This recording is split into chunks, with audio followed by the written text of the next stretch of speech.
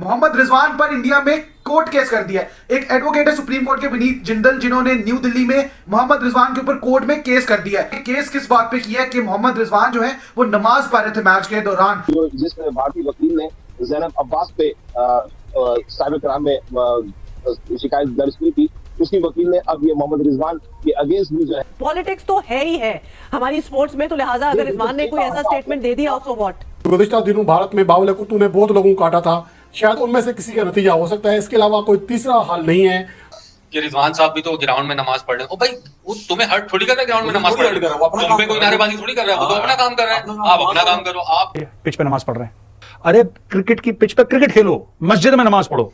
तुम cricket pitch पे नमाज पढ़ोगे तो मस्जिद में जाके क्रिकेट खेलोगे, ये कहां की अकल की बात है यार।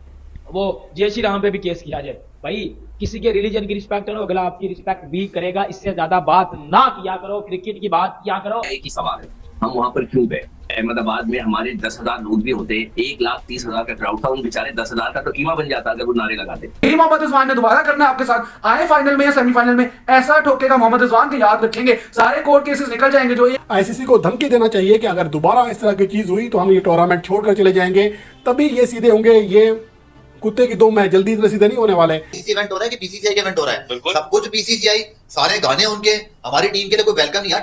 आप ये एक्सपेक्ट कर रहे थे कि पाकिस्तान इंडिया का मैच हो और वो अपने मुल्क को छोड़ के आपको सपोर्ट करें? पागल हो गए हो, नशे में हो। खेल में मजहब का किरदार नहीं होना चाहिए।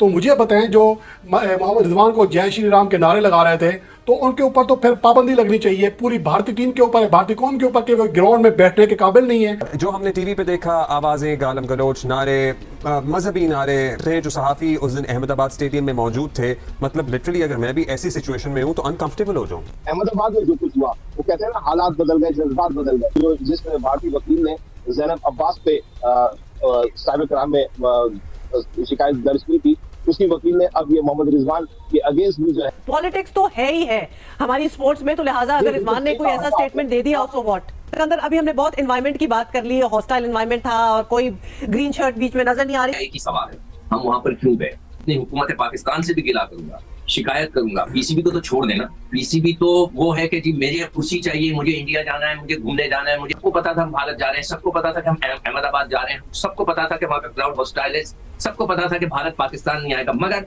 हमने अपने आप को डिग्रेड कर दिया। ये रिएक्शन का तो सबको पता था, कम से कम हम ये तो अड़ जाते हैं कि हम अहमदाबाद में नहीं खेलेंगे। कह तो सकते थे, आप अड़ तो सकते थे, पता नहीं क्या हुआ। अहमदाबाद में हमारे 10,000 लोग भी होते, 1,30,000 का क्राउड था, उन बेचारे 10,000 का तो कीमा बन जाता अगर वो नारे लगाते। फिर इस किस्म की हरकतें हुई हमारे साथ अहमदाबाद में, यार कम से कम अहमदाबाद का मैच ही हटवा देते। गुज़िश्ता दिनों भारत में बावले कुत्तों ने बहुत लोगों को काटा था, शायद उनमें से किसी का नतीजा हो सकता है। इसके अलावा कोई तीसरा हल नहीं है, जो हरकतें उनकी जानिब से सामने आ रही हैं। अब मैं यहाँ बात करूंगा, सुप्रीम कोर्ट का ये वकील है, भारतीय इंतहा पसंद वकील, जिसने अब आईसीसी को बाकायदा तौर पर दरखास्त की है, शिकायत की है। मोहम्मद रिजवान ने नीदरलैंड के खिलाफ मैच के दौरान नमाज क्यों अदा की, मुझे समझ नहीं आ रही कि ये किस कदर के घटिया जहन का बंदा है, उसको फिर मीडिया कवरेज भी दे रहा है। ये इंतहाई हैरानकुन बात है कि भाई अगर कोई नमाज अदा कर रहा है, मैच में खलल तो नहीं डाला, ये हर किसी का अपना उसकी फर्ज है, नमाज वो अदा करना चाह रहा है, तो इसमें आपको क्या तकलीफ हो सकती है। खेल में मजहब का किरदार नहीं होना चाहिए। तो मुझे बताएं, जो मोहम्मद रिजवान को जय श्री राम के नारे लगा रहे थे, तो उनके ऊपर तो फिर पाबंदी लगनी चाहिए, पूरी भारतीय टीम के ऊपर, भारतीय कौम के ऊपर, कि वो ग्राउंड में बैठने के काबिल नहीं है। ग्राउंड में बैठकर ये उल्टे सीधे नारे लगाते हैं, मजहबी रंग देते हैं। अगर इस तरह है तो फिर इस तरह सही है। तो ये जो भारतीय वकील की जानिब से कहा जा रहा है और मीडिया जिस तरह उसको कवरेज दे रहा है, तो मुझे तो ऐसा लगता है कि या तो हमें भी समझ नहीं आ रहा, हम भी कोई पागल हुए हैं, एक ऐसे बेवकूफ़ इंसान को कवरेज देते हैं जिसकी आईसीसी खुद तरदीद कर चुका है। तो फिर ये भारतीय जो वकील है, ये कौन होता है इस तरह के सवाल करने वाला? हमें तो पीसीबी के ऊपर हैरत हो रही है कि अभी तक बेगैरती करके बैठे हुए हैं। कम से कम एक सीधा जवाब दे उनको कि ये क्या तुमने लगाया हुआ है, और एक तुम्हारे तमाशा ही है, ग्राउंड में जय श्री राम शुरू कर देते हैं। अगर उनके पास मजहबी राइट है तो क्या रिजवान के पास नहीं है? और जहाँ तक फ़लस्तीन के नाम फतह करने का जो नाम करने की जो फतह नाम की है, रिजवान के पीछे पड़ गए हैं। और जब हमारे खिलाड़ी ग्राउंड में जाते हैं तो उनके ऊपर हुटिंग की जाती है। घुटन के माहौल में किस तरह हमारी टीम खेल सकती है? आईसीसी को धमकी देना चाहिए कि अगर दोबारा इस तरह की चीज़ हुई तो हम ये टूर्नामेंट छोड़कर चले जाएंगे, तभी ये सीधे होंगे। ये कुत्ते की दुम है, जल्दी इतने सीधे नहीं होने वाले। मोहम्मद रिजवान पर इंडिया में कोर्ट केस कर दिया है। एक एडवोकेट है सुप्रीम कोर्ट के विनीत जिंदल, जिन्होंने न्यू दिल्ली में मोहम्मद रिजवान के ऊपर कोर्ट में केस कर दिया है। अब सोचें जरा कि केस किस बात पे किया है कि मोहम्मद रिजवान जो है वो नमाज पढ़ रहे थे मैच के दौरान। इस ब्रेक में मोहम्मद जो रिजवान है वो नमाज पढ़ते नजर आए, तो विनीत जिंदल साहब जो है एडवोकेट सुप्रीम कोर्ट के, उन्होंने सीधा जाके कोर्ट में केस कर दिया नई दिल्ली में। अब देखो जरा यार, केस जो है वो किस बात पे किया जा रहा है कि मोहम्मद रिजवान जो है वो अपना एक मजहबी फरीजा सर अंजाम दे रहे थे, वो नमाज अदा कर रहे थे, जय श्री राम या कौन से स्लोगन जो नारे लगा रहे थे। आप किसी को जाकर डायरेक्टली टारगेट नहीं कर सकते। मोहम्मद रिजवान ने किसी फैन को, किसी प्लेयर को डायरेक्टली टारगेट नहीं किया, और मोहम्मद रिजवान ने कुछ भी ऐसा नहीं किया। वो जाकर कोई भी किसी के सामने नमाज नहीं अदा कर रहा था। वो डोमेस्टिक मैचेस में भी ये करता है, पाकिस्तान क्रिकेट में भी ये करता है। और आपने ये भी लिख दिया कि उन्होंने इंडिया के अगेंस्ट मैच में 2021 में जो पाकिस्तान दुबई में 10 विकेटों से जीता था, उधर भी यही किया था, तो उन पे केस करें। कुछ फर्क नहीं पड़ने वाला, कोई फर्क नहीं पड़ता, कर ले जितने केसेस करने हैं। मोहम्मद रिजवान डटा हुआ है, वहीं पे खड़ा हुआ है। Leading run scorer world cup का ऐसे नहीं बना था, ऐसे ही नहीं उसने 49 आपके अगेंस्ट किया था। आपको थरथरी मची हुई थी ना, शिवरिंग हो रही थी उससे, जब तक वो बैटिंग कर रहे हैं आपके चांसेस नहीं थे। अहमदाबाद के क्राउड को उसने चुप करा दिया था, ऐसे पिन ड्रॉप साइलेंस। पिन भी गिरती थी ना तो आपको आवाज नहीं आती थी अहमदाबाद में। यही मोहम्मद रिजवान ने दोबारा करना है आपके साथ। आए फाइनल में या सेमीफाइनल में ऐसा ठोकेगा मोहम्मद रिजवान के, याद रखेंगे सारे कोर्ट केसेस निकल जाएंगे। जो मोहम्मद रिजवान इस टाइम बड़ी ज्यादा मुश्किल में फंस चुके हैं। उधर मोहम्मद रिजवान ने नमाज पढ़ी थी जब वो ग्राउंड के अंदर, और उसके बाद मोहम्मद रिजवान के ऊपर 14 तारीख को जब इंडिया और पाकिस्तान का मैच था, उसी दिन उसी वकील ने, जिनका नाम जो वनीत जिंदल बताया जा रहा है, उन्होंने मोहम्मद रिजवान के ऊपर हैवी किस्म का केस किया है। अब बात यह पाकिस्तान में उठ रही है कि हमने वर्ल्ड कप नहीं खेलना, पाकिस्तान टीम को वापस बुलाओ।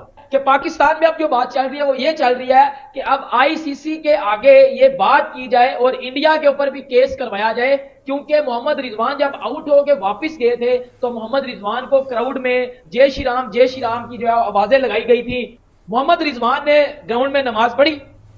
मैं भी मुसलमान हूं, ठीक है, हम अगर मैं किसी के रिलीजन की रिस्पेक्ट करता हूं तो कोई फिर मेरे रिलीजन की रिस्पेक्ट करेगा। मोहम्मद रिजवान ने ग्राउंड में नमाज पढ़ी, ठीक है, उसने अपना रिलीजन शो किया, ठीक है। इंडियन क्राउड ने अपना रिलीजन शो किया जय श्री राम बोल के, इससे आगे तो बात ही नहीं है।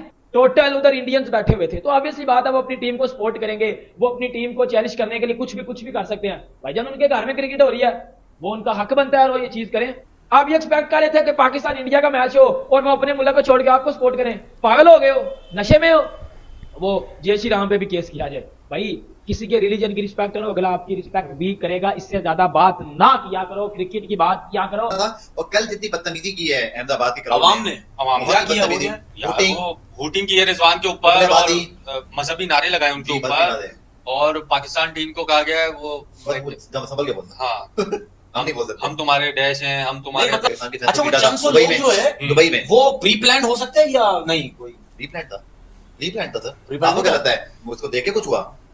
आपको एक और रूल बताऊं तनवीर, अगर आईसीसी चाहे आईसीसी के रूल में बैन कर सकता है, आईसीसी के रूल में ये कि आप किसी प्लेयर के ऊपर या किसी फैन के ऊपर मजहबी नारे नहीं लगा सकते। तो कौन पकड़ेगा इनको? किसी कलर के ऊपर उसकी बात नहीं कर सकते, उसकी रिलीजन पे बात नहीं कर सकते। अगर आईसीसी पकड़ना चाहे किसको पकड़ेगा? बीसीसीआई को? बीसीसीआई को पकड़ेगा कि आप अपने फैंस को पकड़ो भाई, इन पे पाबंदी लगाओ। वो आईसीसी में तो हिम्मत ही नहीं। अफगानिस्तान के रिजवान साहब भी तो ग्राउंड में नमाज पढ़ रहे हैं। ओ भाई वो तुम्हें हर्ट थोड़ी कर रहा है ग्राउंड में नमाज पढ़ रहे हो, तुम पे कोई नारेबाजी थोड़ी कर रहा है, वो तो अपना काम कर रहा है। आप अपना काम करो। आप आईसीसी अगर आप टिकट के पीछे भी पढ़ेंगे, टिकट जो होता है, या आप कोई भी आईसीसी का कोड ऑफ कंडक्ट जो ग्राउंड में लगा हुआ होता है, उसमें ये लिखा हुआ होता है कि आप किसी पे मजहबी नारेबाजी नहीं कर सकते, किसी पे कलर पे बात नहीं कर सकते, कोई मतलब नस्ल परस्ती इस किस्म की कोई चीज आप नहीं कर सकते। और आज पाकिस्तान की टीम वहां से निकल गई है, अहमदाबाद से। शुभ हो गया तो हो गया। मैं तो कह रहा हूँ आईसीसी कहाँ सोया हुआ है, पीसीबी कहाँ सोया हुआ है, इंतजामिया किधर है, बिल्कुल बकौल हमारे मीडिया किधर है, बिल्कुल हमारे क्रिकेटर्स किधर हैं? आपके तो चेयरमैन वहां घूम रहे हैं, मजे कर रहे हैं। आईसीसी इवेंट हो रहा है कि बीसीसीआई का इवेंट हो रहा है? सब कुछ बीसीसीआई,